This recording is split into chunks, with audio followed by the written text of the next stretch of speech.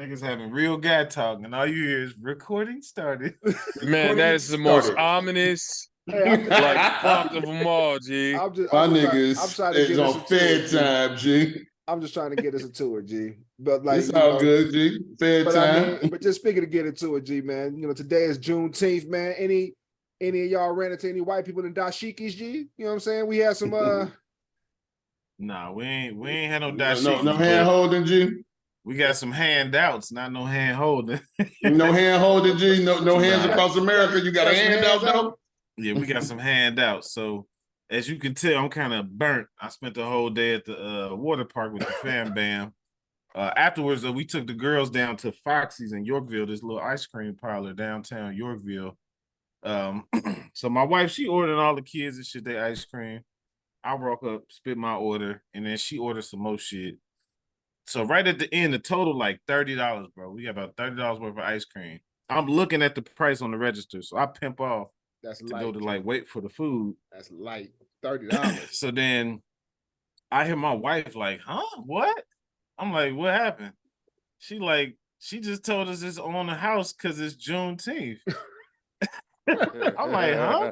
She's like, yeah, since it's Juneteenth, our ice cream is free. Our ice cream is free. Mind you, we're in Yorkville, Illinois. There's like minimal black people here.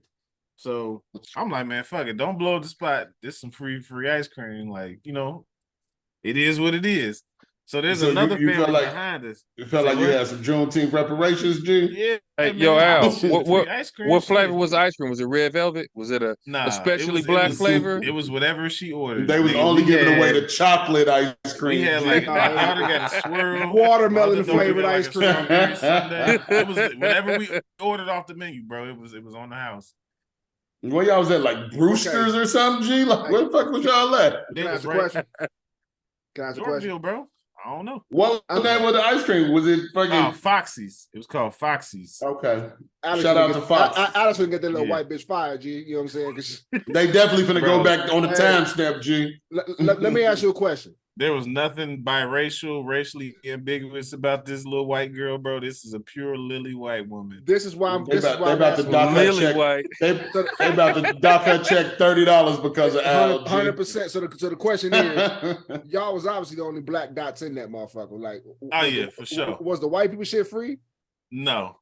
It was a crew of Mexicans that looked like they had just finished doing like some paint labor or something. They shit wasn't free. Just wanted a nice cool treat, G. See what I'm saying? Like, do they give out free ice cream? They give out free ice cream on other holidays? Like, you know what I'm saying? I'm assuming so. Shout out to Foxy's. But the next couple that came up, it was like a family behind us, and then a mixed couple came behind us. The mom was black, the daughter biracial, and the father was white. Oh, she got a decision to make, G. Yeah, she did. She got a real hard decision to make, G. Got a decision to make. Tell me about it. Does it fall under the ice cream? And then I hear this black woman like, huh? What?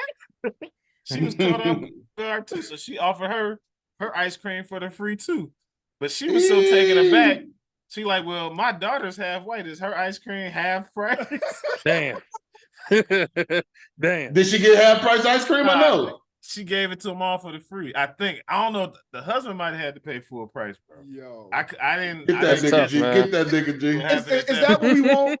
Is that what we want on Juneteenth, bro? Is this what we want? G, we not gonna downplay our white allies, G. That young girl is a white ally, G.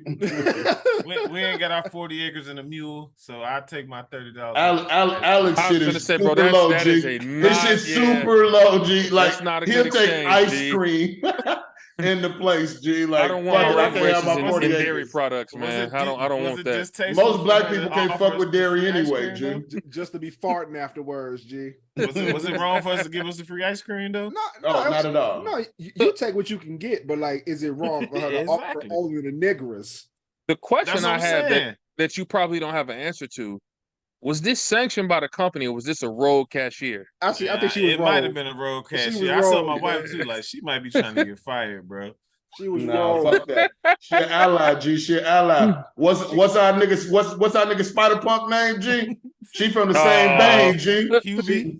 Hubie. She thinks she out there doing the Lord's work, G. She doing the Lord's work. That shit low key offensive to somebody. Yeah, the black lady with the mixed family was definitely offended. Somebody's triggered by that shit. Yeah. Look at me like some ice cream. Nigga, if that black lady was triggered, man, fuck out of here. Like she's an opera, she is. Yeah. I would have gladly taken because my ice cream order would have been upwards of $70. Nigga, with your kids, nigga, like that should have been $70. So I would have gladly took it myself. But I'm just saying, somebody would have definitely, nigga. Hey, Let me keep this $20 in my pocket. This kind of a sidebar. What is the equivalent to 40 acres and a mule in today's standards? Like 40 acres, still 40 acres, right? But the mule would be what, like an F-150? 40 acres is not still 40 acres. No. Yeah, nigga, I need some inflation on that, nigga. Like, fuck is you talking about? 40 acres because of how scarce land is would actually probably be more like 11 acres. But if you can't give every nigga 40 acres now because land is okay. You know, you can have that shit in Wyoming, I don't want nigga. A mule either, G. If you give me a mule, would be like a half-ton pickup, right? I'll gladly take the land, though. I'll gladly take the land. Fuck the mule. No. Look, don't give me a half-ton pickup. Give me a Hellcat. How much does a mule cost? Just cash, whatever. Just cash me out on the mule, G. The mule is supposed to do the work to till the land, right? The equivalent for modern day is a pickup truck. No, bro, because when I'm beating down the block with my cat, G, that is the Lord's work. All right, so you know what I'm saying? I don't know what you're saying, G. And that's the reason reparations will never come, G. Because every nigga gonna go buy a motherfucking scat, nigga. All right, hey. Well, we're gonna save the auto industry, G. What you mean? It was a good Juneteenth. They still trying to rebound, y'all G? Y'all don't want to attack the real issues here, G. What's real issues is what is the issue? Do we want that shit? Do we want the pandering? You know what I'm saying? Of the white people feeling like they owe us something on Juneteenth, or can we just give us our fucking reparations? Can we just can we light a few fireworks, have a couple barbecues? You know what I'm saying? Do Juneteenth the same way we do. My nigga, Shorty had to, in order for Juneteenth to be just recognized, a fucking old black lady that was damn near pushing 70 had to go on a walk from Texas to Washington, D.C., nigga. You know what I'm saying? Just for it to bring attention to it. If it didn't. Y'all remember the Shame of the Nation on Fresh Prince? Yeah. When Jeffrey was in the marathon and he took a cab to the end? Yeah. Shorty only walked 3 blocks total. Nah, G, I think... Yeah, listen, they gave her a big-ass parade by the time she got there. Biden signed that shit into law. Nigga, we talk about Juneteenth. In each state, but even then, only 28 states recognize Juneteenth. Yeah. Only 28 states recognize. And it's only been around for 2 years, G. This is second year. So there's the second year. So I got a question for y'all, G. What's up? Did y'all job give y'all the day off for Juneteenth? Or are they still a little racist, G? Like, I need to know. I definitely got it off. It's federally recognized. My job's still a little racist, G. Yeah, last year my job ain't give me that shit. I ain't gonna lie to you, G. I have an amazing boss who took it upon herself to give her team the day off. You know what I'm saying? Yeah. It said, fuck this company. Let's go to this Juneteenth event. Y'all niggas can have a day off. I said, should non-blacks benefit from Juneteenth? I don't think no black person should clock in on Juneteenth, G. Yes. The answer is yes. The answer is yes. The answer is yes. Why? Why's the answer yes? Nigga, because they got like 5 extra years out of those slaves, nigga, that was already free prior to letting them know. That's the whole reason Juneteenth come around, G. Fact. Because down in Galveston and in Texas, they were still working them niggas 5 years post getting their freedom, G. They couldn't pinpoint what day they fucking got. The fuck? So yeah, black people should, because them niggas were still in the fields, in the trenches, nigga. And if you know anything about Texas and dirty they did them niggas, G. They did them niggas so fucking dirty. Them niggas was free for 2 fucking years without their own knowledge. And somebody was like, "Hey, G, y'all know y'all free." This nigga y'all niggas know y'all free. He signed the Emancipation Proclamation 2 years ago. These niggas said, "What?" How many messenger pigeons did they shoot down? Because you know what I'm saying? It's not like they go on the internet. They had Nate level sniper abilities. All of them, G. Getting them pigeons the fuck out of here, G. Could you imagine being free for 2 years and a motherfucker being like, "Hey, G, what you doing? What you doing with that hoe?" Right. With that hoe, nigga. Nigga, what you mean you gotta go to Master's Plantation? Like, nigga, you been free. What? All I'm saying is, if you kept me 2 years They'd after been like, that, man, that's cap. They'd have been. They would have found Master in the Gulf of Mexico, G. We would have had to send Buddy to the gulag, G. To the gulag, G. Yeah, he would have had to go to the gulag, man.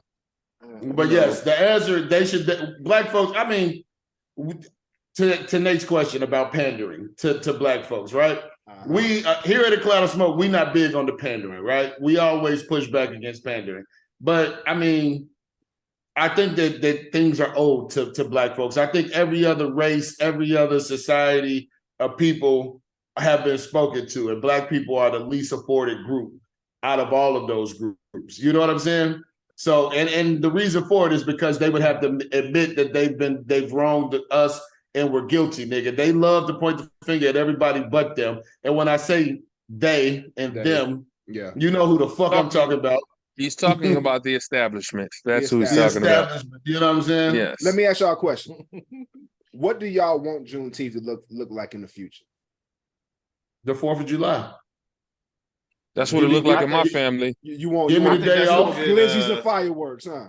I mean, a celebration, nigga. You know what I'm saying? Like the 4th of July, they celebrate America.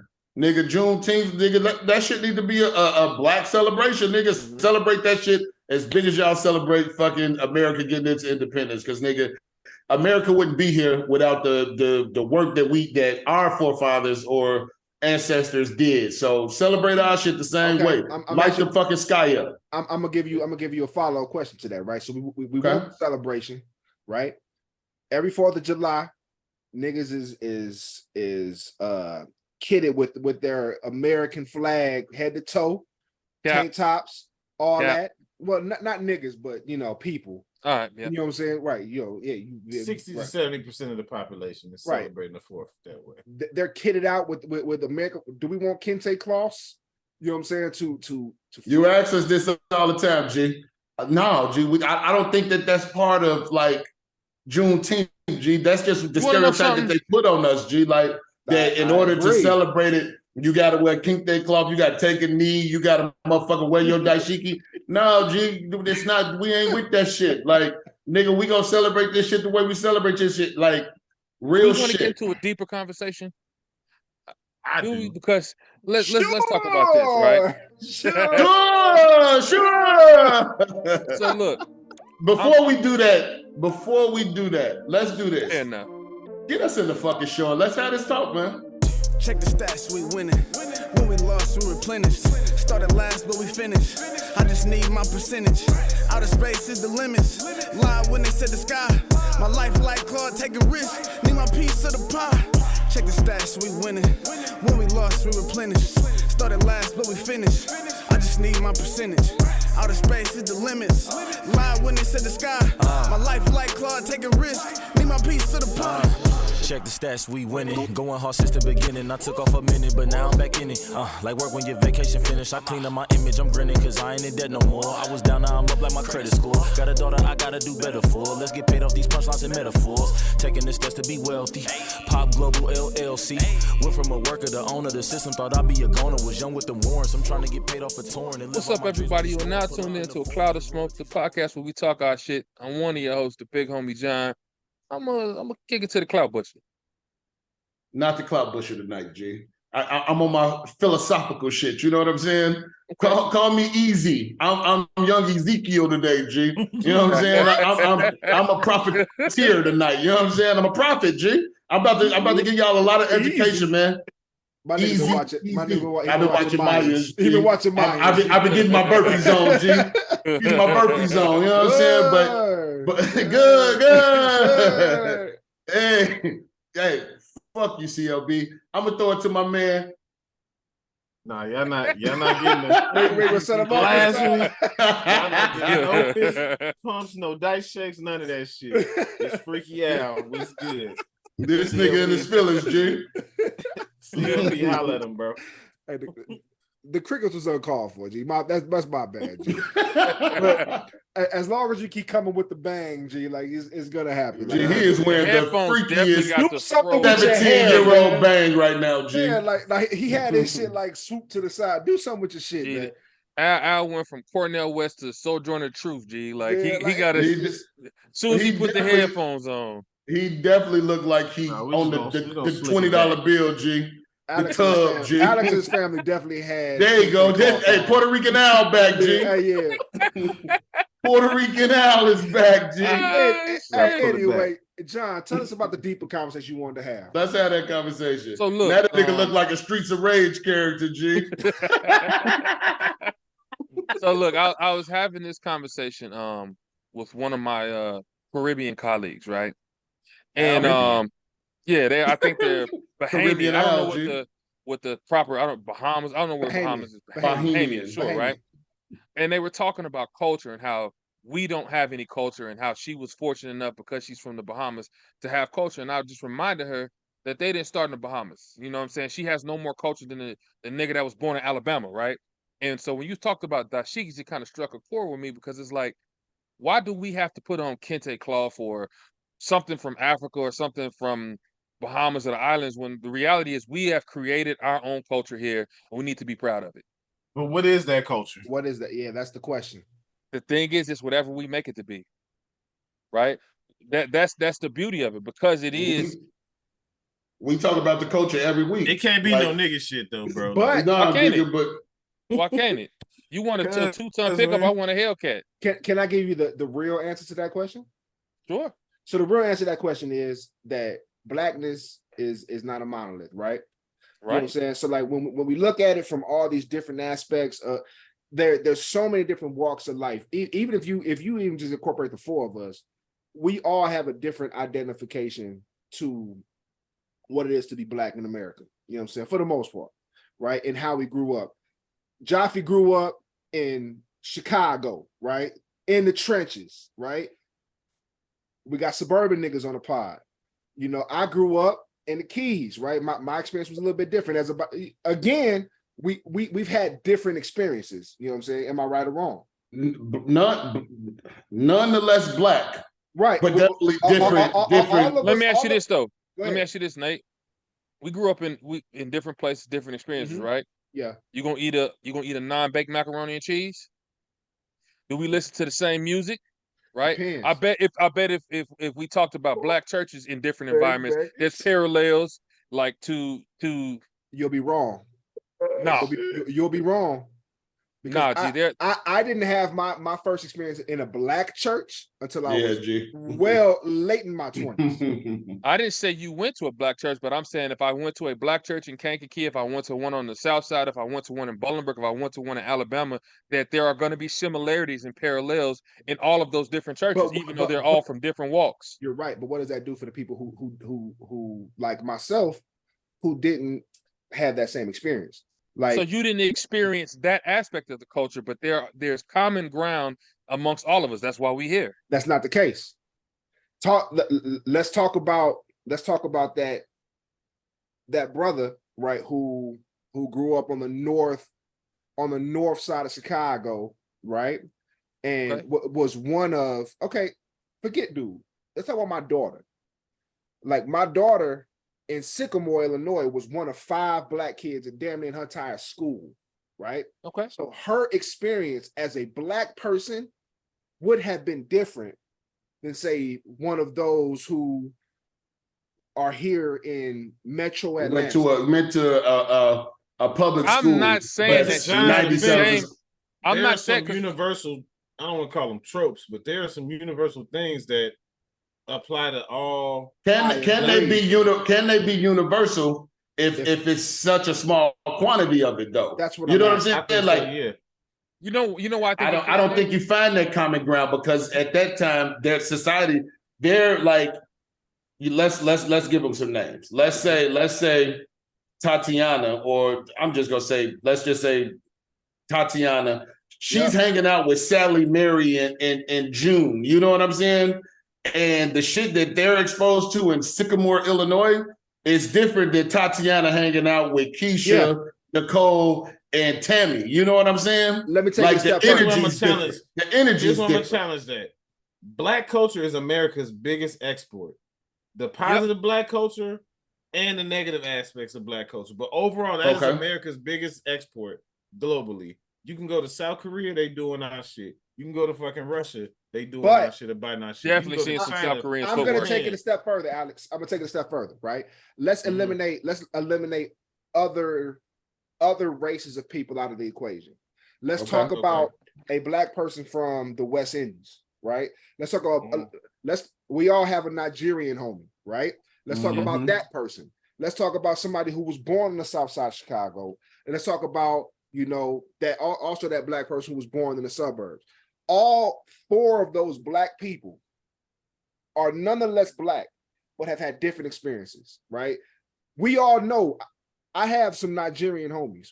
Again, the best friend I talked about that's weird or whatever, he's Bahamian, right? Our Black experiences, even though we're all Black, and how we are.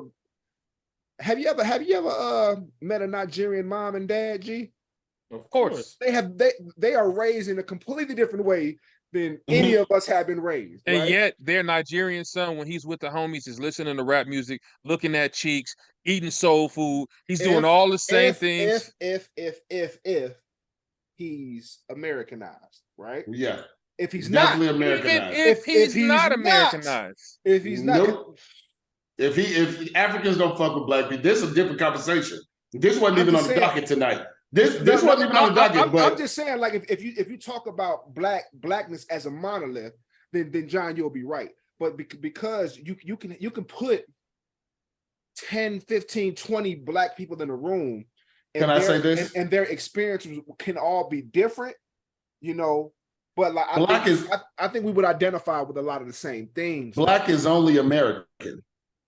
Black is only American. Talk to me. Everybody from anywhere else is there, and it's back to your original comment, John, that we don't have culture here. Like we don't have a culture. My comment is we do have culture. We do, but hear me. And our culture is blackness is our culture. But when you talk to anybody else, a Bahamian cat, a Nigerian cat, any Afro individual, they're gonna tell you like, no, bro, I'm not Black. I'm so and so. I'm so and so. I'm so and so. Right? I'm Nigerian. I'm not. They're not gonna own up to that. They may hear me out, G. Hear me out.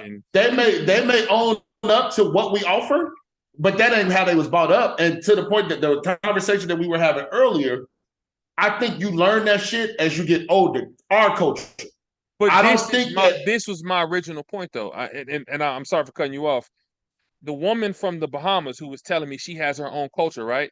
Look, all that is when they ended slavery in Bahamas, they created their culture based on their environment. And I'm saying to you that Black people in America have created a culture based on our environment and our experiences, and their culture is no different than ours, other than. So let me ask you this. It is because if you talk to a Jamaican cat, or you want to say what's a Jamaican culture, you have your Jamaican music, you have your Jamaican food, you have X, Y, Z. So for the Black culture, what would you say? Our shit is soul food? Our shit is soul music? Like, what would you say is Black culture? I want to answer that we've established. I'm just asking, and I'm not doing this to be like, you know what I'm saying? Like, I'm asking. Go ahead. I'm gonna try to stay away from the stereotypical shit, and I'm gonna kind of go deep with this. But I'm gonna say the things that tie us to our ancestors are universal across all Black demographics or ethnicity. So it's the communal. We're all very communal. We share everything. We all have a sense of rhythm, a different, like a style. Like we're kind of, I don't want to say flamboyant, but Black people tend to be flashy, bro. You know what I'm saying? We're communal. We like, there's always something rhythmic, the music. I think those are three things I think are universal, just with the Black experience. We persevere, at least American Blacks have persevere. So perseverance, the ability to overcome, adverse circumstances is a universal thing for all Blacks in America.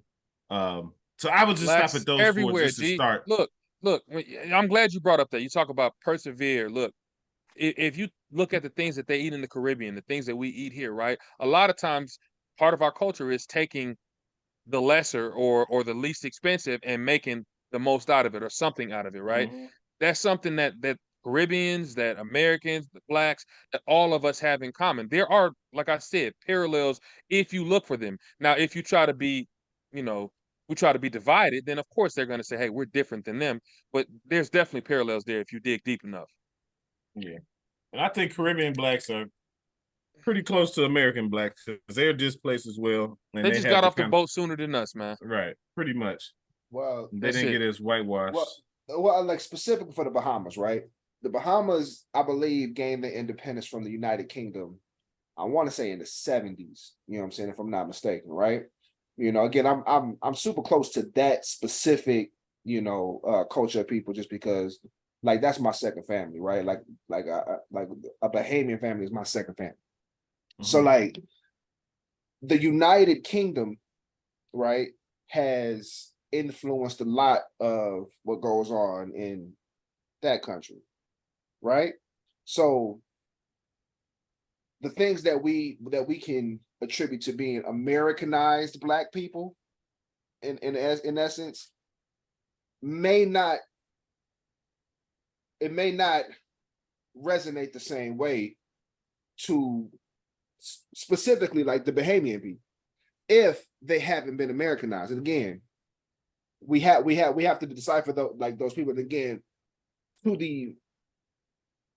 the untrained eye, any person with dark skin color, they're Black, right? We talked about last week David Ortiz, Miles Morales, all that shit, right? Afro, Latino.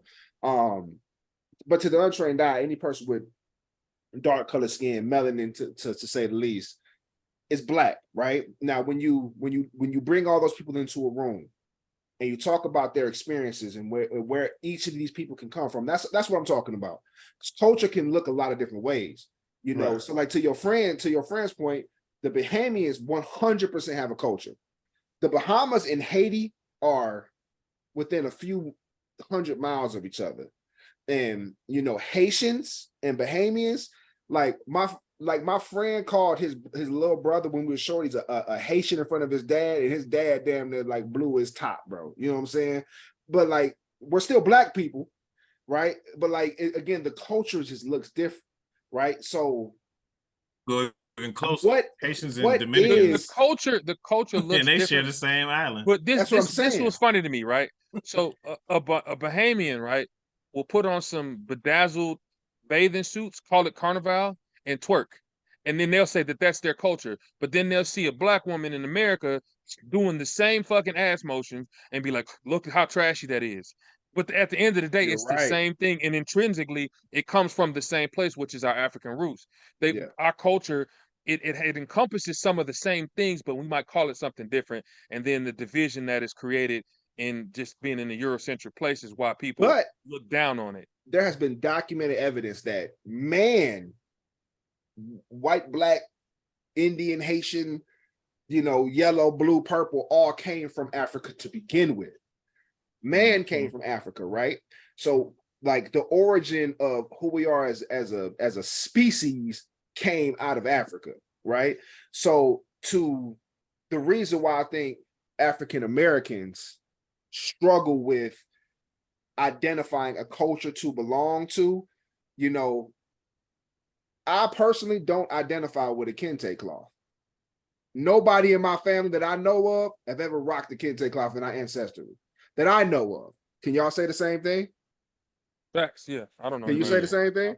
Right, but like, that's how America wants to put Blackness in a kente cloth. That the way that we identify as African Americans is the Pan-African flag, right? The Pan-African flag. You know what I'm saying? Like, all those things, because we're trying to create a culture that doesn't exist for everybody, because there's so many of us that come from different aspects of different walks of life, you know what I'm saying? Because we look the same way, right? That, it's really no different to me than a Korean, a Japanese person, a Chinese person, right? To the untrained eye, all them niggas look the same, right? But they all have specific cultures that they belong to, that they can identify with, that they can be proud of. All we can say is somewhere down the line, we're from the motherland. But that could be true for everybody.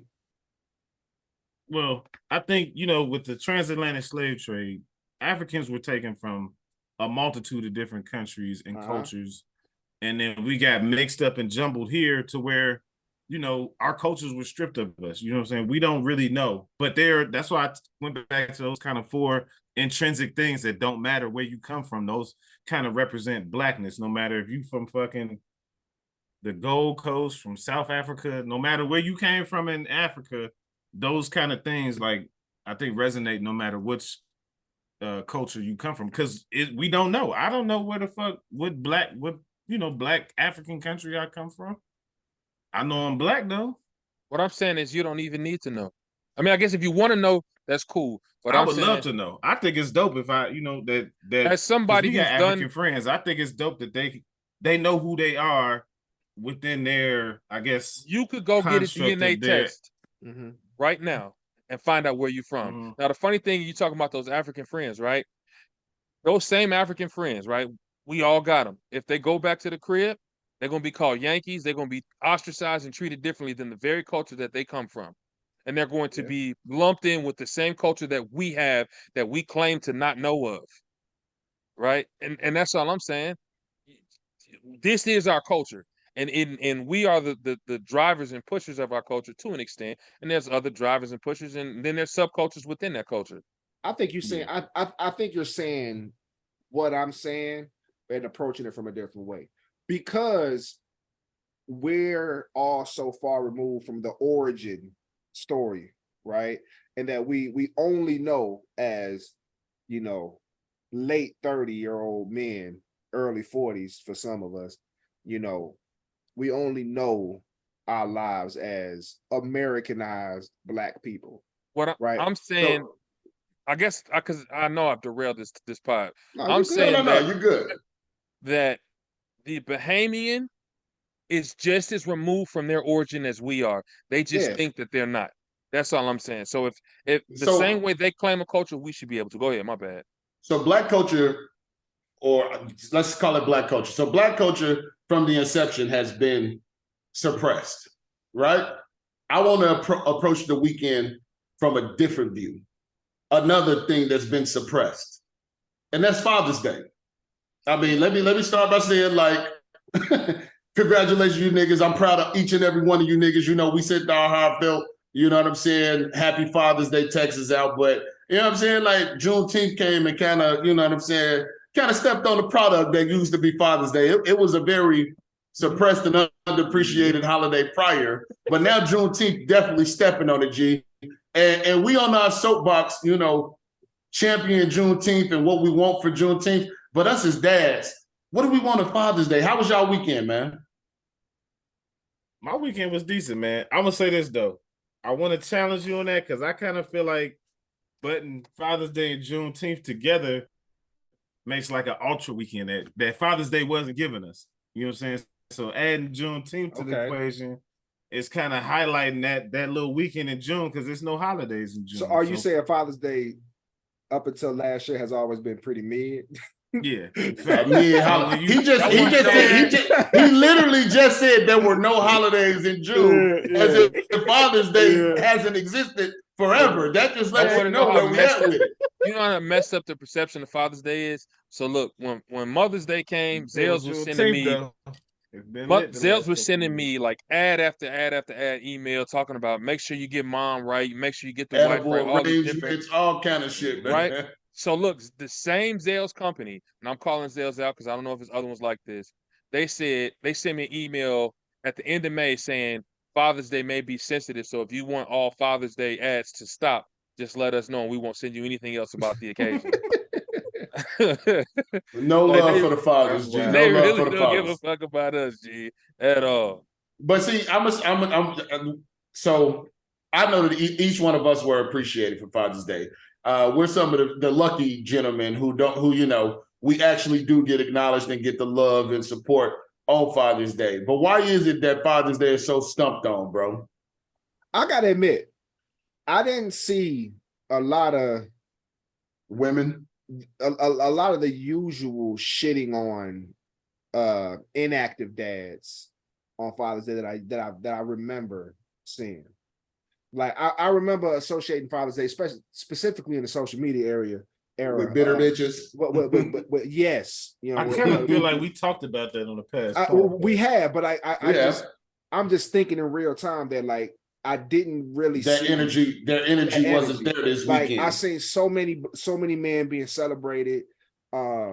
You know, so many people, you know, really bigging up their situation, and people, you know, again, if you have a situation that isn't ideal, you know, people kind of taking that step back and not taking the opportunity to bash, you know, on a day where you want to know why that energy probably wasn't there, G? Talk to me. Because we in year 2 of Juneteenth, and all of them was at festivals, so they was Casamigos and twerking on headlights out. G, they didn't have time to put the usual post. They was at the Juneteenth, so they were distracted from being. They was distracted. They was at the street festivals. You know what I'm saying? They was at the block parties, the street festivals. They didn't have the energy. They didn't have the energy after Juneteenth. That's why the environment ain't as toxic as it used to be, because now they got something else to champion on this weekend, G, and it's not fathers. You know what I'm saying? But I know all y'all niggas had dope weekends, man. Anybody want to share? Anybody get anything overly exciting? So Alex, we know that you was. Go ahead. I spent Father's Day with my wife's dad's family. So shout out to the Armstrongs. We road trip down to Kentucky and camped out at her uncle's crib.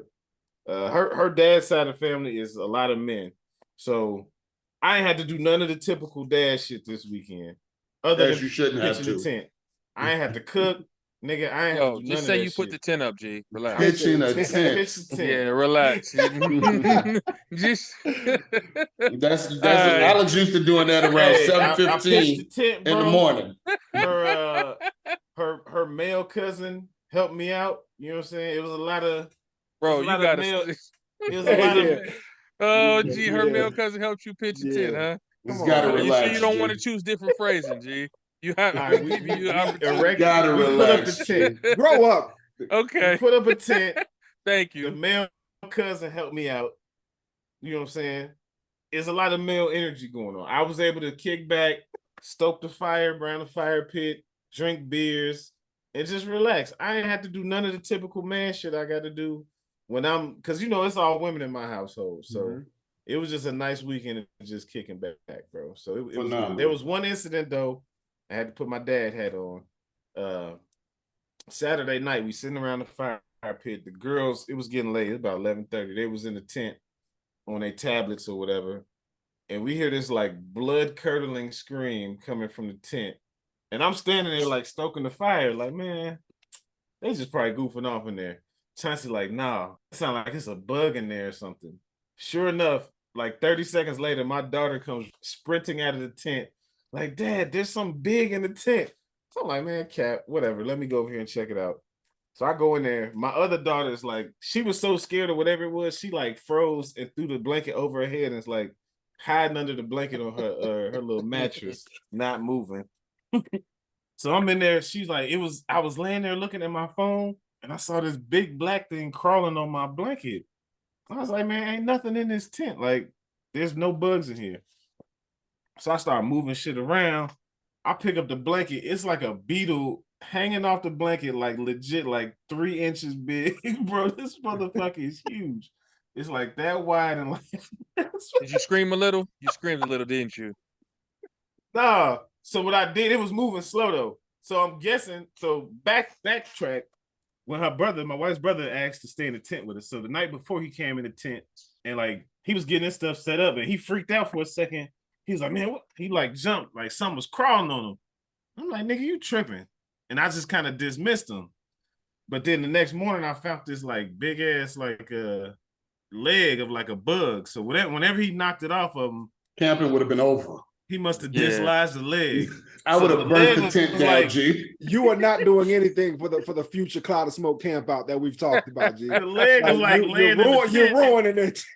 You're ruining it. You're ruining it. So fast forward to that night. I would have set that tent on fire, G. That tent would have never been used again. I would have literally torched that bitch.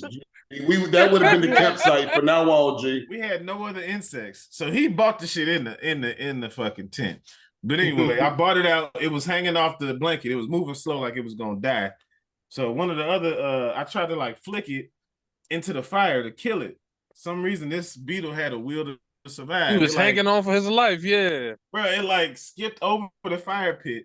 So then her cousin picked it up and like tried to throw it in the fire, and he put too much flick on the wrist, and the motherfucker like scooped over the fire pit a second time. Playing, you playing Hunger Games with a beetle. A beetle board, nigga. So he eventually just took it and walked it to like as far as he could in the yard and just like threw that motherfucker like away somewhere. And that motherfucker came home with y'all, Alex. That motherfucker is in your house right now, G.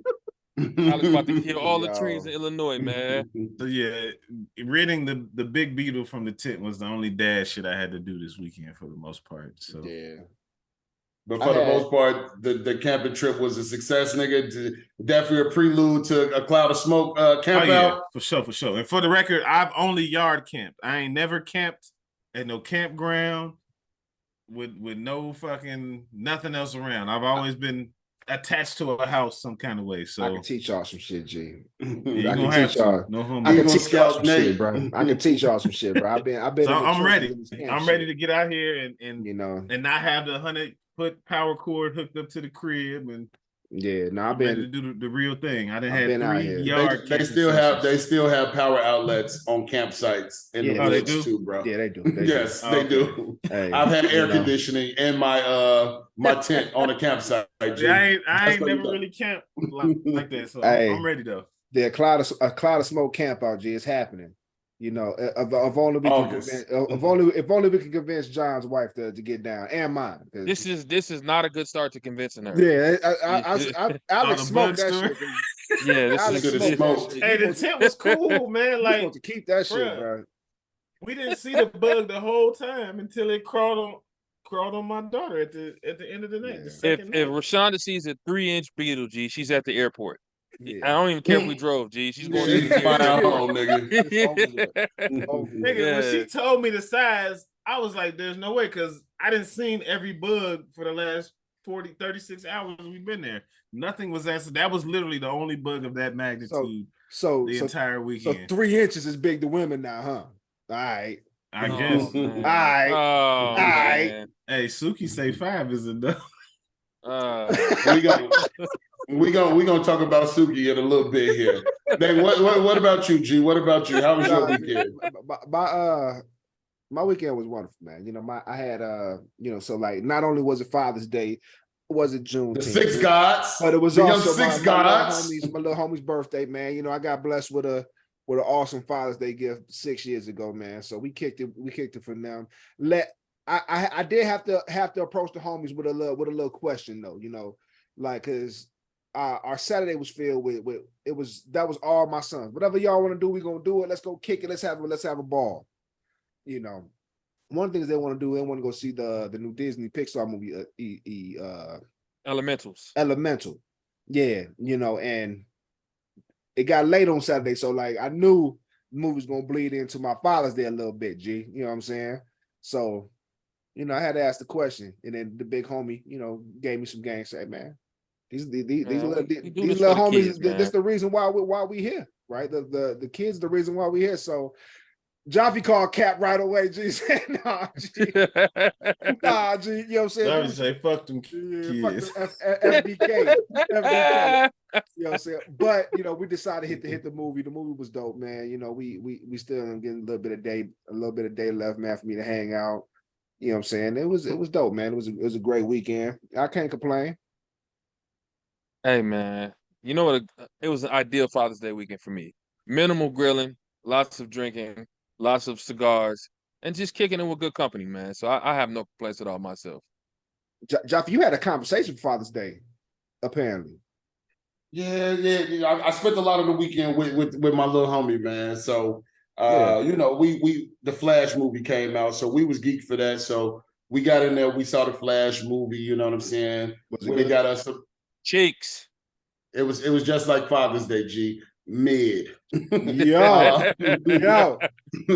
But yeah, so we did the Flash movie, then we went and got us some T-bone steaks, you know what I'm saying? I told myself I wasn't turning on the grill, I wasn't doing nothing. So, we went ahead, hit Longhorn up, let them do the cooking for us, G, you know what I'm saying? Mm-hmm. But when you spend as much time with your teenage kids like I do, and Nate, all of us are in the same boat, you know what I'm saying? We all are involved with our kids. So we spend a lot of time with them to the point to where the kids damn near our best friends, you know what I'm saying? Mm-hmm. Like, it's totally different from when we were younger. And when grown folks are talking, you go find you some business. At this stage in our lives, like, our kids are kind of at that age where they still sit in on those conversations. We've allowed them to be privileged to those conversations, you know what I'm saying? Mm-hmm. And not to minimize their voice or opinion, but sometimes they feel as though, they should be able to express or have a comment when grown folks are talking. Mm-hmm. So we've approached that moment in our his growth where, I feel as though, you know what I'm saying, I don't want to stunt him as far as him being able to express himself and have an opinion, but also him being able to read the room. And I just think teenagers in this day and age, they don't have the ability to read the room. I don't know if it's because we've allowed them into these rooms when we weren't allowed to when we were younger, but they don't read the room at all. And sometimes, they overstep. So conversations had to be had, establishing that although we kick it and we hang out like homies, I'm still your father. And at the end of the day, you know what I'm saying? That energy and that respect should be reciprocated, without question. And, it's no disrespect from their point of view or their part. They just don't know that, sometimes they may be overstepping their privilege. You know what I'm saying? So, long-winded, how do you guys feel about that? Where are you guys at with that? Are you guys experiencing that? Let's talk about it. So I'm not experiencing it, but I will say that it's like a gift and a curse, right? So, you said you was kind of this way when you were younger though, right? When I'm 15, 16, I butted head with my pops a lot. And he was coming from a good place, but he definitely was the iron fist. It's my house, I'm dad, my rules, you know what I'm saying? And just stay in your place type thing, right? And I can appreciate that perspective now that I have two boys that, I'm raising in my household. But at the same token, I think the gift in the way that you're doing it is that when your son has some serious shit to figure out, some serious life shit, that he's going to come to dad because he can, because that line of communication has been established and it's healthy. And I'm gonna be honest with you, when I had some real like heavy life shit, as heavy as it could be for a 15 or 16-year-old kid, I was going to Al, I was going to Mark, I was going to Black, because I couldn't have those conversations with my dad. God. You trying to figure out not Alex. They just not Alex. That's what I'm saying. Hey, like, my moral compass is impeccable. Hey, I have seen, and when they came to me with shit, I gave them terrible advice, like they gave me terrible advice. Like, you know what I'm saying? We kids, we don't know any better, and so there is a benefit into creating an environment where your kid is comfortable talking to you, because there is going to be some stuff that requires adult insight, and you'd rather him get it from you than one of his homies. Man, by the time I was my son's and my daughter's age, to where like they're able to digest adult level conversations, my pops was damn near in his late 50s. You know what I'm saying? So like my relationship with my dad was a lot different than what my relationship is with my kids. So like I feel like, to just like you, Joff, like, my kids are my best friends in a sense, right?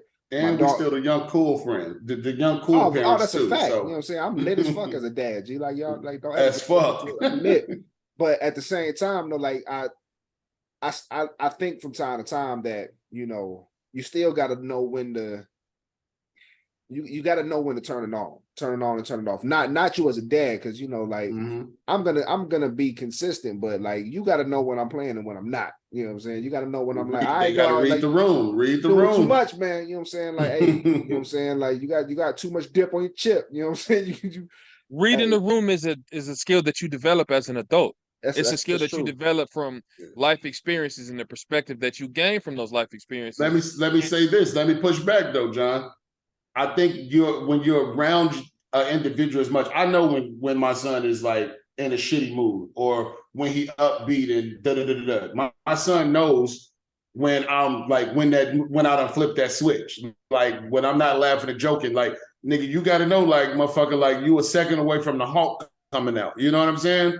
And sometimes I don't know if he pushes that button just to push it or not, but you you definitely need to know, because let me preface it like this. Let me take it off the table from parent to child. Let's just say peer to peer, kid to kid. Sometimes the energy that kids give other kids can turn those kids off all the way. Like sometimes when I hear kids talking, I say, ain't no way I'll be that little nigga friend. You know what I'm saying? Yeah. I've been got out on his ass with the way that he, move and maneuver. And I'm not talking about Cam. I'm just talking about kids in general. You know what I'm saying? Yeah.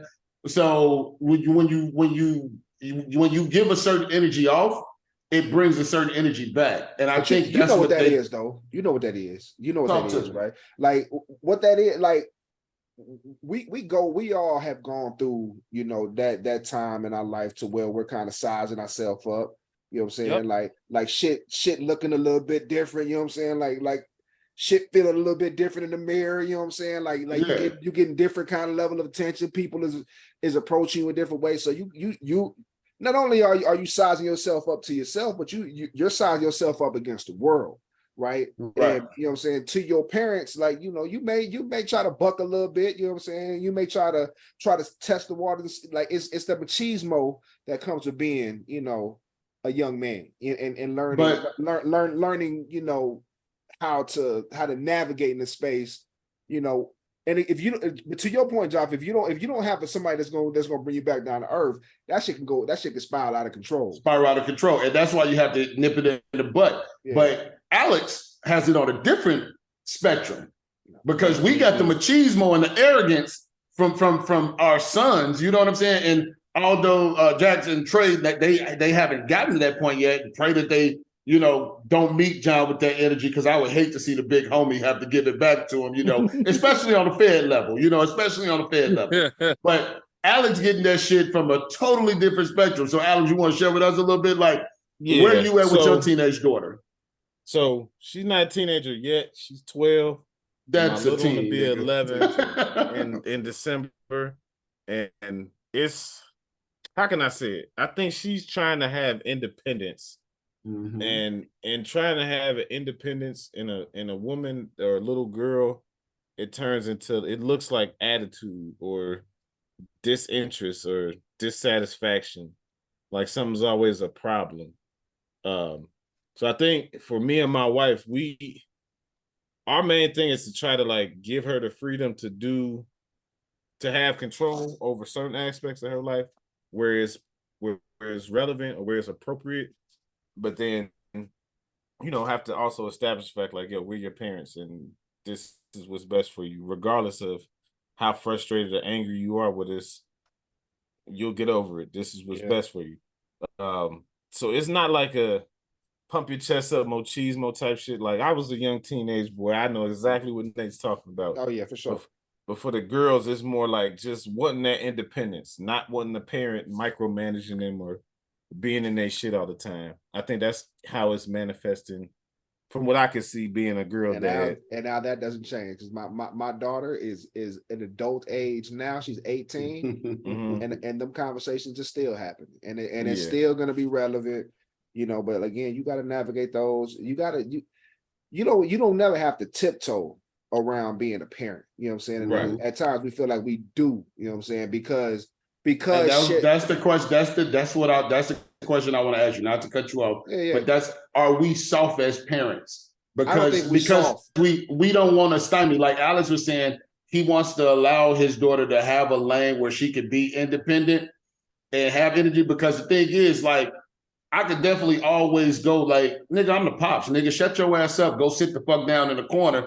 You know what I'm saying? But that would be embarrassing the shit out of you. But and create. What you can do though?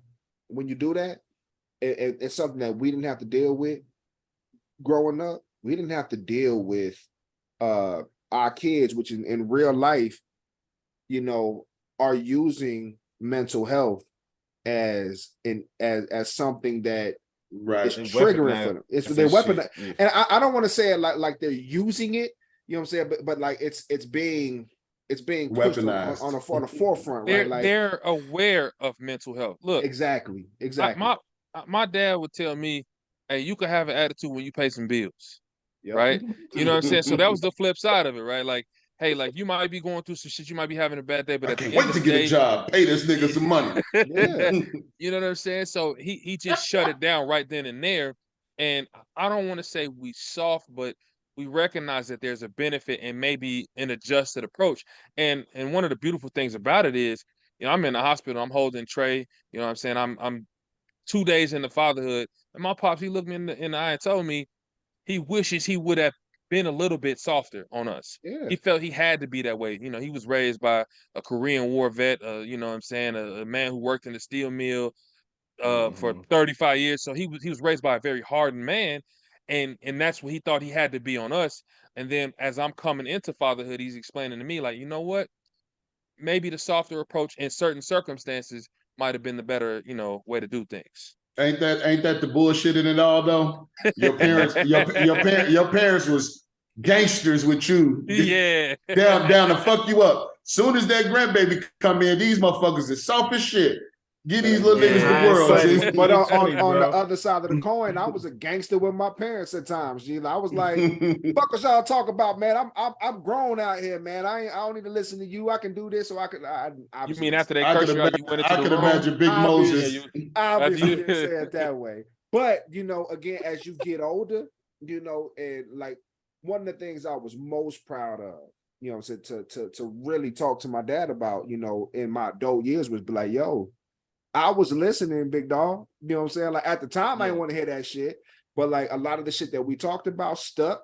You know, a lot of shit that we talked about stuck, and then you know it was valuable information in my adult life. You know what I'm saying? So like one of the things that I can really attribute that to is just having big homies around me. You know, to give me game. You know what I'm saying? As I foster myself into adulthood, right? And, you know, to kind of carry me outside of that adolescent thinking into more a manly thinking, which, you know, just on the heels of that, I know Alex brought up Sukihana, right? And I'm thinking about the situation that just happened with her and YK Osiris, and I'm just thinking like this little goofy nigga he don't got no big homies, like no father figures. He didn't have somebody that was gonna give him game and just like help him. What you say, Jaffe, earlier? Read the room. And you know, but that's to that same extent. But to that same extent, Nate. No, we gonna make a parallel to it. To that same extent, you know, after he did what he did, and he got it, and it was rejected, the room was uncomfortable. He ran to other males for validation. For validation. As if, you know, that let you know, like, the niggas around him ain't the type of niggas he need around him. They not the father figures or you know, just a father in general. The big homies to really let him know, like, nigga, because a real nigga would have let him know, like, bro, you way out of line, bro. So like, John Reed is saying on the situation. Let's talk about it. All right, so the situation at hand, I think they were on some sort of panel. They were talking. I don't know what they were talking about. They were at a crew league game, which is like the rapper basketball league. Yeah, they were just some celebrity guest judges or hosts or whatever. Yeah. So they're at the crew league game. The panel is Lil Duval, Sukihana, and Funny Marco. Long story short, YK Osiris decides that he wants to give an unwarranted, unwanted, unsolicited shoulder rub and kiss, right? And it's funny, you know, we're talking about reading the room. Now I don't know, I didn't see the entire thing that led up to it, right? It was just a clip, right? Sukihana exudes a type of energy and presence professionally. It seems like from some of her other interviews, she's not really like that. Her professional self and then the individual are two different things. Persona, yeah. Okay. Right. And so I think what he was doing was he was reacting to the professional persona, and he went too far. Right. First off, I don't want to kiss no chick on the mouth that say eating his ass. Now I'm eating his ass. Like, yeah. That energy don't invite me to do anything remotely close to kissing on you. These young niggas different, bro. Let me explain why number one, why K. Osiris was even able to infiltrate the panel that we're talking about with Louis Duval, Suki, and Punny Marco. So at this event, there's all kind of internet influence and so on and so forth who are jumping up on stage and trying to interact with these people, right? For instance, Lil Duval and his security got the little Hispanic shorty. Yeah. What the f is this? Hey, go get I don't know who this is. Muñeño, chupapi muñeño. All right, that ain't funny to me. Chupapi muñeño. Chupapi muñeño. Okay, look, that's Al.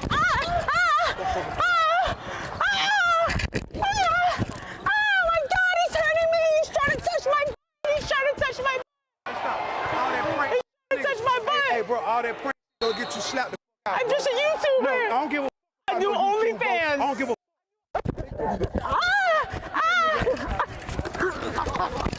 Oh, what's up with you, bro? Get out of there. Don't go back. Yo, man. Oh, what's going on? What's going on? What my boy? Man, my we boy. without that prank. No, he do pranks. He do pranks, dog. We ain't without that. They shook Shorty ass right off the thing. And As they should. The cloud chasing. Yeah, super cloud chasing, right? So like that's the atmosphere that's happening right now. So why K. Osiris come up there and infiltrate this young woman's space? First question to the guys, G. Like, why did he feel like that was okay? Give me the real answer. Don't pile with me, G. Because what John just said, she puts off a persona of being a freak on go mode 24/7. That's part of it. That's part of it. The other part of it is YK Osiris is struggling to find his place. He's looking for that cloudy, like clickbait moment because his star's dwindling. He's a fucking He's definitely a doof. He's a fucking nerd. Let me go ahead and preface this right now. The four of us on this podcast, for you ladies that are listening, what he did was absolutely inappropriate, and you know what anybody would call sexual assault. So like, no, in us explaining, we're not shooting this nigga no bail. Period. Zero bail for you know what I'm saying. Nigga. So like, I want to make that known that what we're doing is just explaining, because like everything that he did, I don't care if Suki if she was up there butt ass naked. You know what I'm saying? Like, what he did was absolutely inappropriate and unjust and out of line. So I'll preface it there, but like just to say, she goes by Suki with the good coochie. You know what I'm saying? She is overly raunchy, sexual and raunchy. And you know what I'm saying, like, how do we go from victim blaming in a sense because of that to just saying, what actually happened wouldn't have happened with somebody else in that same seat? So let me ask this question, because you can't just force yourself onto someone because of how they portray themselves professionally.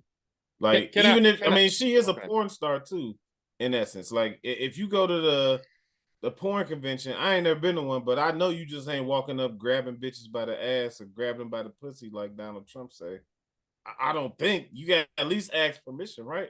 Like, yo, now are we gonna pile? We're gonna be real, because if I go into a strip club and it's ass in front of me, what am I gonna do to it? I might slap her with a couple dollars, right? It's toxic energy. At so the strip club, because that's that where point, she's working. That's where she's right. Working. You're paying, and to that extent, you're paying for that. So to that extent, does being overly sexualized warrant disrespect, whether it be a stripper, a porn star, or a hip hop artist? Does that warrant a level of disrespect or encroachment by the other race? Or even there's some pushy females out here too. Individually, we should respect everyone's boundaries, and we should not cross any boundaries without consent from that individual, right? 100%. Now, but I will also say we can't pretend like being or exuding a type of energy doesn't bring a type of reciprocated energy back, right? Now, we're talking about this in the guise of like sexual assault. What if I go put on some gang colors and walk in a rough neighborhood? All right. You know what I'm saying? What's gonna happen? I'm not banging, I'm not doing any of that. But if I wear the wrong thing in the wrong place and I'm exuding a type of energy, I'm gonna be met with that energy. You know what I'm saying? And so it's one of those things where you can't, I'm not excusing YK Osiris, but at the same time, we should not pretend like conducting yourself in a certain way doesn't bring energy towards you that you may or may not want. I think if she was working in a strip club and she was on the clock soliciting dances and he did the same shit, it would have been appropriate. It'd have been wild to kiss a stripper in the mouth, but it would have been appropriate for the environment. But any other setting outside of that? I'm gonna push back. I push back on that too, Al, because how many rappers have been beat up or stabbed at award shows on MTV and, you know what I'm saying, high level award shows because, again, they're pushing out a certain type of energy. You cannot put a certain type of energy into the universe and expect the universe not to give you that energy back. I'm gonna push back, G. I'm gonna push back in this way, because whether you're a stripper, whether you're a porn star, whether you Suki with the good coochie, whoever you are, right? You in the entertainment industry at this point, right? You know what I'm saying? Yep. So like you are a persona. You're selling something. You're selling something. And you know, that doesn't give anybody the right. Now, again, to John's point, I know the situations that I'm gonna say this. I can identify why that goofy nerd thought it was okay to do that. I'll say that much. I can still shouldn't have done it though. 100%. But I can put myself in his young mind, you know what I'm saying? Like, again, without the guidance of OGs or anybody that we talked about. Right. I could put myself in a young mind, right? And I could see the optics of what, this is what she puts out, you know what I'm saying? She'll get what I'm trying to do. You know what I'm saying? I don't know if he has an infatuation with Shorty and really wanted to tongue her down, or he just thought like she was an easy lick and this was going to be a moment for him. Got two things. Celebrity, similar to what Al mentioned earlier with Donald Trump and grabbing him by the pussy. Facts. His level of fame and notoriety may have made him feel as though, you know what I'm saying? He's entitled to do that, and there wouldn't be pushback. She would accept it because I'm not just a regular nigga. I have a name. You know what I'm saying? Even though I'm a corny, lame ass nigga in my real life, but motherfuckers know me. Like I'm YK Osiris or whoever the fuck he is. So she may just take it and run with it and live into the moment. You know what I'm saying? Right. But do we have pushback for the niggas that was there? Like Duval's pretty respected. I'm not putting nothing on them, but I just know, like, I know the niggas on this pod. Like the moment that anybody, and it could be a nigga or a female, you know what I'm saying? The minute anybody feels uncomfortable around us, one of us are gonna address it. It was a lot of people that did bring up them niggas stand back. Men's reaction to it. And I'll be honest in saying this, right? Without being able to understand or identify what the level of relationship is, the full context between her and him, I probably wouldn't have said nothing either. So for all I know, they've been fucking. You know what I'm saying? Or not even that.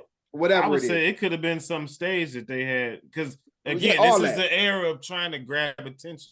So you don't know if this is some stage that they had planned or what. Nigga, the level of uncomfortableness on her face.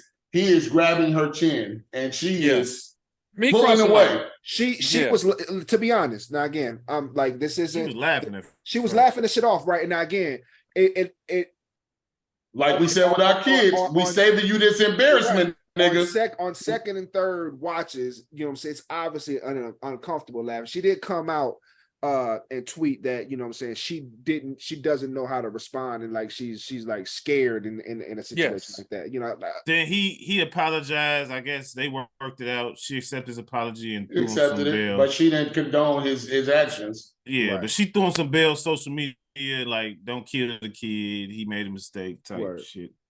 Meek Mill said that he should be beat up. It should be handled in the streets. Don't do it legally. Just beat him up. He did.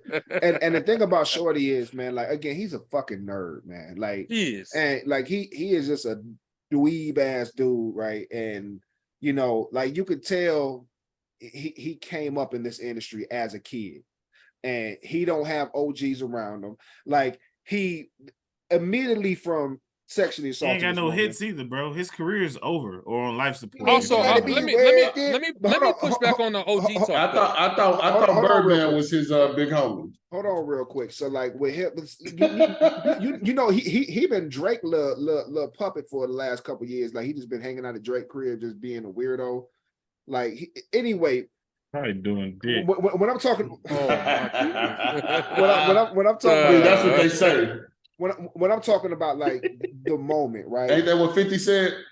He immediately leaves the platform, is laughing because he's uncomfortable because like he done got shot down, and he looks directly at his group of dudes, right? His guys. You know, so whoever he there with, and like the look of like approval. Oh, gee, y'all see that shit? Like it was just super lame and corny as fuck, right? And those are the group of gentlemen who should be, you know, big homie. Checking this little nigga, right? Giving Shorty, you know what I'm saying? Giving Shorty some game. They could be hanger-ons though. They could be his friends that's just hanging on the last little bit. They could be, and because he's a celebrity, he could be they big homie. Just because he got more money. And I also want to say, celebrity. If we're being 100% honest here, the conversation about consent and not crossing boundaries, that really starts with our generation. The generation before us, they had issues with that. Mm-hmm. They grew up in a different society, and they conducted themselves differently. I'm not saying individually, but just their, you know, the collective views. That generation. Okay. Yeah, they view those things differently, right? I mean, you think about, you know, we talked about Freaknik. Yeah, gee, it was a lot of violations taking place, right? Mm-hmm. And so, this is something that is important, and that society, you know, we need to keep pushing forward and making sure that people's boundaries are not violated. Let's talk. Let's continue the conversation about Suki though, because I think the individual in this regard plays a huge part in what we talk about. There was just a wild animal just ran up behind you, bro. John got mad bunnies in the background, G. Like they're rabbits, G. Yeah, chill. This nigga Al said a wild animal, like he just wasn't in the same situation. But I ain't gonna hold you though. I ain't gonna hold you. We got the sledgehammer, G, in case. Bunnies in the background. Yeah. You know what I'm saying? That might be the name of the pod. Bunnies in the background. But yeah, no, like so I'm saying all that just to say like with her specifically, right? So her music video she had about a year ago. Yeah. Nothing but butt naked bitches in the video eating each other coochies and you talking about pussy everywhere. I don't know the name of the track. Yeah, that was the name of the song. You know, she's the same woman, you know, who posts a picture to the world of her face with nut on it. Yeah. You know, every other week there's a video of some nigga body part in her mouth, or you know what I'm saying, toes, dick, whatever.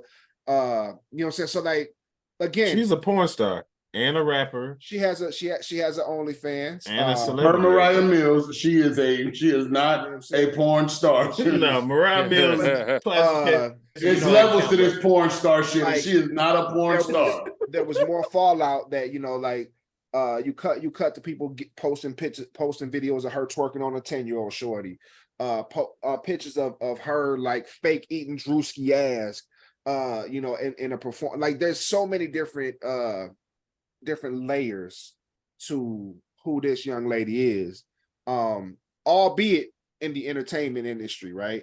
So if there's anybody else in that seat, anybody else, is this conversation being had in the same regard?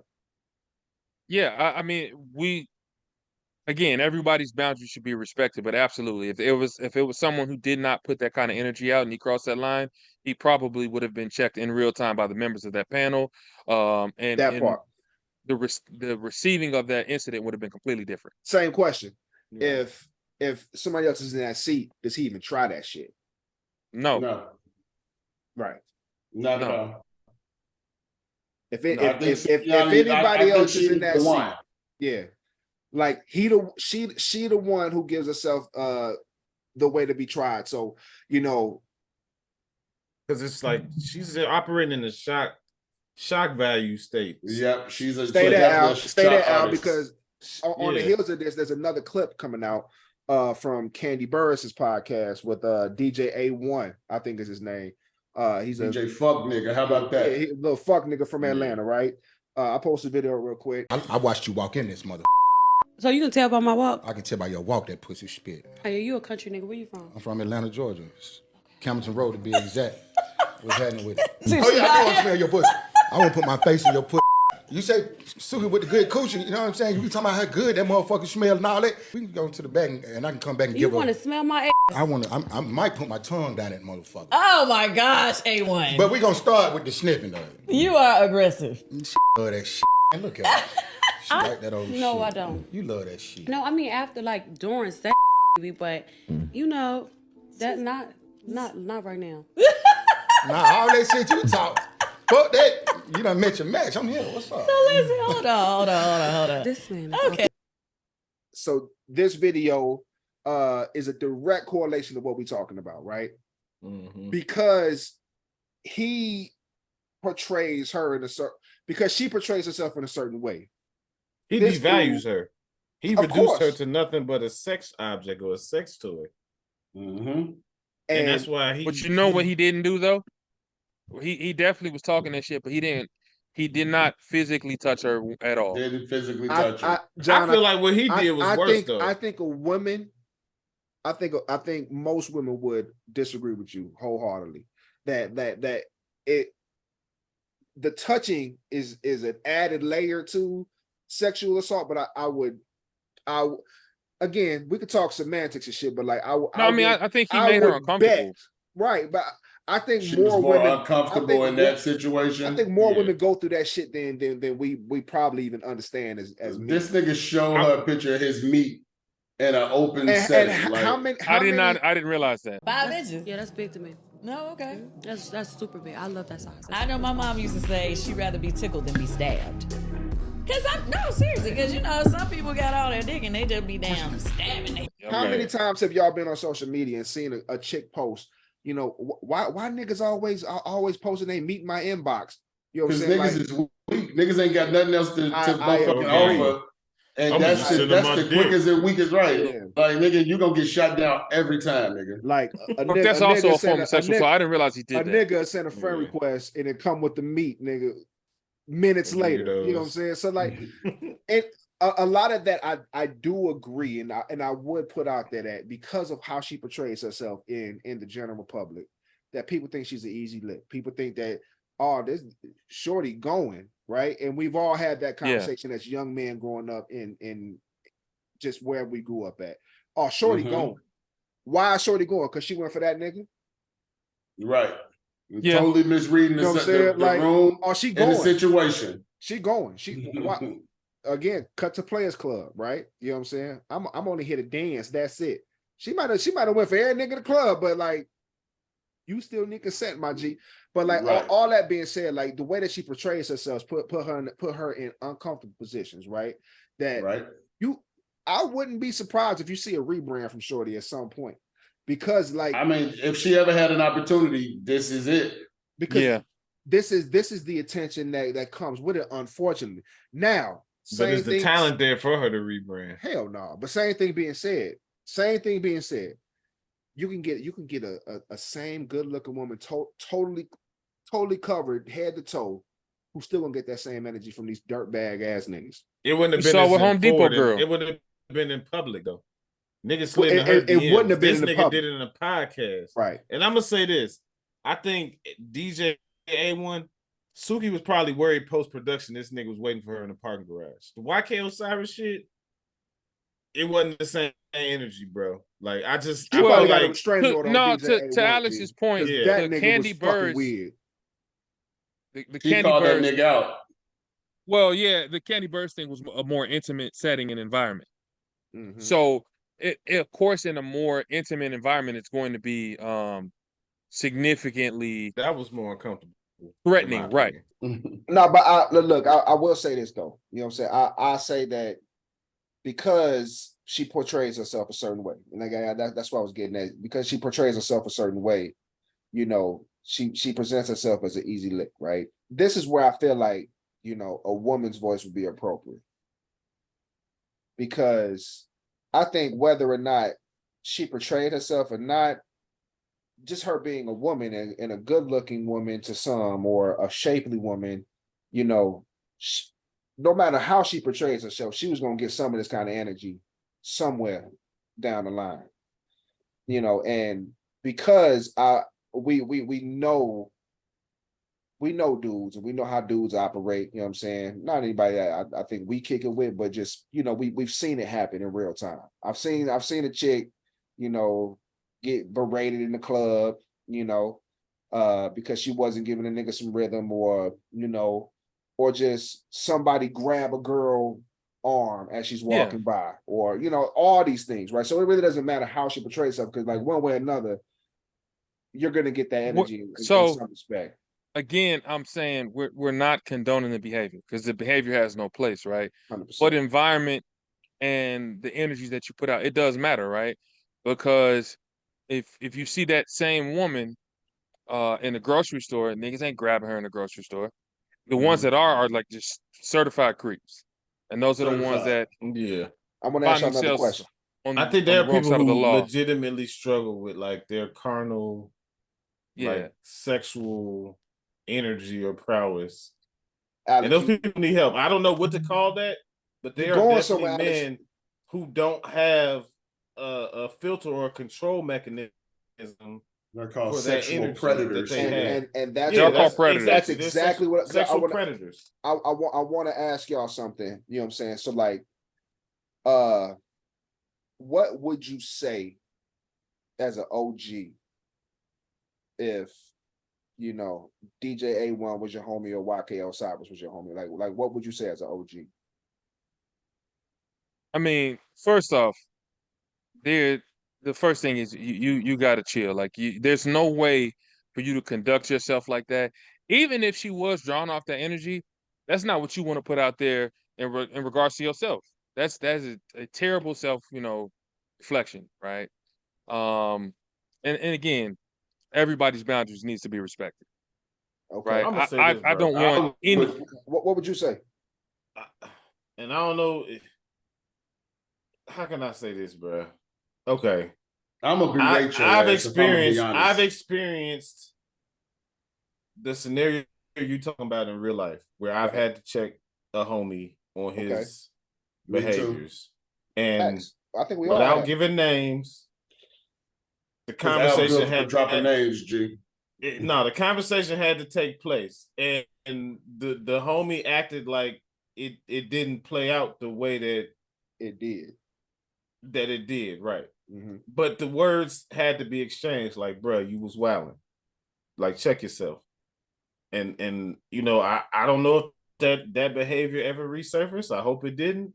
But the conversation had to be had. And there are several niggas that know about the situation I'm talking about that had the same conversation with the same nigga. So I know my circle is solid. You know what I'm saying? In that regard. Like, it ain't just talk when niggas say, like, yo, I'm gonna check the homie. Like, I've experienced it. Niggas definitely check the homie when they was out of line. What about you, Ja? What would you say to what would you say to one of these dudes? I mean, if I'm being honest, I'm gonna berate them. I don't have that like, I communicate well, but like when I feel like niggas is doing shit for the sake, nigga, the name speaks for itself. I'm the clout butcher, bro. Like I stand on that, nigga. Like, you know what I'm saying? You're a fucking goofy, nigga. That shit is stupid. Nigga, if you do it in my presence, I'm gonna get down on your ass because it's a reflection of me. You do some slime ball nigga shit, And that shit reflects on me like, oh, he run with that slime ball ass nigga, so he must be a slime ball ass nigga. So nigga, if you gonna make me look bad in a circle, then I'm gonna fuck you up or I'm gonna embarrass you in that circle. You know what I'm saying? Because a nigga that's around me, if he know that, he know my morals, he know my values. So nigga, if you got the audacity to do some shit that you know I'm against in front of me, you don't respect me and you don't respect that person. So now I have the green light I can green light your ass. You know what I'm saying? So for me, that's the kind of energy that I grew up with my big homies. Like nigga, if you're gonna be a goofy, we gonna treat you like a goofy. We gonna get down on your ass like a goofy. So nigga, don't do dumb shit. Don't do goofy shit around us. The reason why I asked all y'all that is because there's a narrative going around that, you know, not enough men are checking their men, you know, to allow shit like that to allow shit like this to take place. I don't believe that. I don't think that's accurate. That's why I call it a narrative. You know what I'm saying? Because you know, like what we can do, you know what I'm saying, as stand-up niggas on this pod is you know, do what we can to kind of crush that narrative, right? Because here's the issue with what you're saying. Dudes out here checking their homies or checking people that they're around. Or like honestly, if I was in the same situation and I didn't know you, I think I would be that kind of person to be like, hey, bro. To that extent, though, that is the issue, though. Right. There's a lot of lame ass, goofy ass niggas running together. I was gonna say we run in circles where that's not even something that would have to happen. Exactly. And the individual that Alice is talking about is really not in the circle no more. Word. You see what I'm saying? When you conduct yourself in that manner, everybody else is gonna push you out of the circle. Right. But like, how do we do that in a way, you know, like I just discussed, where it's not somebody outside of our circle, right? Like, are we in that sense protecting women, you know, in the way that we say we do, or the way that we show we want to show up in allyship? Right, because the thing, and to that point is, it's like to push a nigga out the circle ain't enough because you're just releasing that predator into the world with no fucking guidance. Yeah. The first thing to do is to check that nigga and make him understand, like, nigga, this ain't the way, nigga. This ain't never gonna fly. But I'm saying, I'm not talking about y'all individual situation. But I do want to bring this up, right? So we didn't immediately push him out of the circle. We did check him. But here's the thing. If you're the type of individual that conducts yourself like that, you have poor character in other areas. And that's what ended up pushing him out of the circle, right? Now, we talk about protecting women. And, you know, I know a lot of people say, hey, man, it's our responsibility. You willing to go to jail over that stranger? You say if you did know this person, right? You willing to take a bullet on behalf of that woman? I got a homie who literally got a felony assault for hurting somebody because they crossed the line with the woman. Did that woman show up to court? Did she have his back? He didn't know her from a can of paint. His life got derailed because he was defeating. He was defending a woman who was being violated, right? And at the end of the day, none of that shit mattered when that nigga lost his job. But to that same conversation, like, it doesn't necessarily have to be physical. Like, we've all been standing in a line to get into a club and a nigga wilding out, and you just be like, hey, bro, chill out with that shit, man. That's DJ A1 didn't touch the chick. You know what I'm saying? You know what I'm saying? Like, you know what I'm saying to y'all is, y'all don't know how that other party is going to receive you checking them. And in the situation with my man's, he did not immediately start with the violence. What happened was he said something to that individual. That individual teed off on him, and then he just teed off on the wrong. I think all of us are real individuals on this thing. I think before we approach any situation, because we're all educated, we're all, you know, we don't just jump into shit like aimlessly. Yeah. I know that the end result of me saying something to this nigga could end in fisticuffs, or the nigga could try to shoot, nigga. You know what I'm saying? Worse. But at the end of the day, if when I make that decision, I know that I'm ready for it to go to that level if necessary. I'm standing on my principles. You know on my principles. Like, I'm willing to risk that on that. I have 4 sisters, moms, aunties, and I have a daughter. You know what I'm saying? And that's, to me, I've always stood on that. Like, how would I feel about a motherfucker? Like, I've literally camped out niggas' cribs waiting on them to come outside for being disrespectful to my sister. Like, you know what I'm saying? Like, I've always stood on that part. So I don't think I would ever, like, back down in that situation. And I'm not saying nothing about nobody on the pod or anybody else. Yeah. But like Nate said, I'm willing, like, my morals, I'm willing to stand on that shit no matter what. Like, nigga, and at the end of the day, if it gets to where it gets to, I've gotten court cases because motherfuckers have gotten out of line. Like, Joffrey to go to court ain't no new thing to me. You know what I'm saying? Yeah. But But at the end of the day, nigga, like, we don't have to let it get violent. You could just walk up the street, nigga. And what y'all do, listen, what you do up the street, do up the street. Don't do it in my presence. If you gonna slap her around, nigga, shorty, that's your choice. You follow that nigga. If he knock your ass out up the road, he not gonna do it while I'm here. That's just my stance on it. You know what I'm saying? To that point, I don't think A1 would have talked the way he did if it was another nigga in the room was sitting on that panel. Yeah, I don't think he'd have came off out of pocket like that. I agree. And to that point, I'm gonna give y'all one more question. I'm gonna wrap up. Right. So like with that, we already identified they wrong. YK Osiris, DJ A1, they're wrong. Mm-hmm. And you know, as gentlemen, we can get them game, right? Does Sukihana deserve any kind of person in her ear? Does she deserve? Sure. Is she wrong at all? You know what I'm saying? She's not wrong. She's the victim in this, so I don't want to. Yeah, she's not wrong. I'm not gonna tiptoe around this shit, bro. I'm gonna say this as clear as day. Unsolicited, bro. If you selling sex, like y'all said, there's predators out here. People are going to bring that energy to you. Now, if she's talented enough to rebrand and market herself without all them other sexual antics, that's what she needs to do. If she's not talented enough to do that, maybe she's in the wrong industry. I'm going to say this. I don't know, man. Maybe I sound like a fucking... You don't. Alex, you're right in your view. But I will say this to your view. You know what I'm saying? She is an entertainer, right? Mm-hmm. She is entertaining in her space. She is on a stage with a microphone. She's not welcoming niggas to her. She's not even randomly going out picking up niggas to have sex with her on her OnlyFans. She's doing that shit with a partner, right?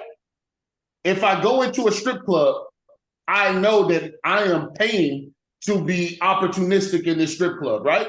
That woman at that strip club is inviting me to the stage to put my money to pay her, and she is well aware that I may touch, slap, or do what the fuck ever. Sukihana is sitting there. She is not there selling her OnlyFans today.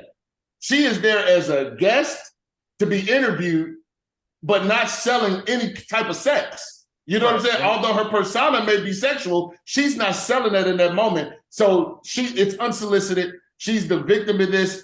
I don't think that she has to be spoken to or has to speak to this. Now, if it was another situation where it was sexualized and she was in a concert pulling the titties out, because she's known for doing that. If her titties get grabbed while you jumping, you crowd surfing, and you half naked, you invited that. You know what I'm saying? And I'm not saying you invited it, but the opportunity was there. You know what I'm saying? You presented that. But you sitting in a chair with your legs crossed, not giving that energy, it's unsolicited. It doesn't need and I agree. Not her. There's no victim blaming. And what I would say is this goes back to there is what should happen, and then there's the reality in which we exist in, right? The reality is, you know, we were talking about rappers earlier. If you say you about murder, you say you about violence, then you know what? You might get pulled over more frequently. You might, we see these tour buses get pulled over. We see niggas catch cases. You know what I'm saying? So I don't think she has to change anything. I don't think she should be a victim to sexual assault because she's not changing anything.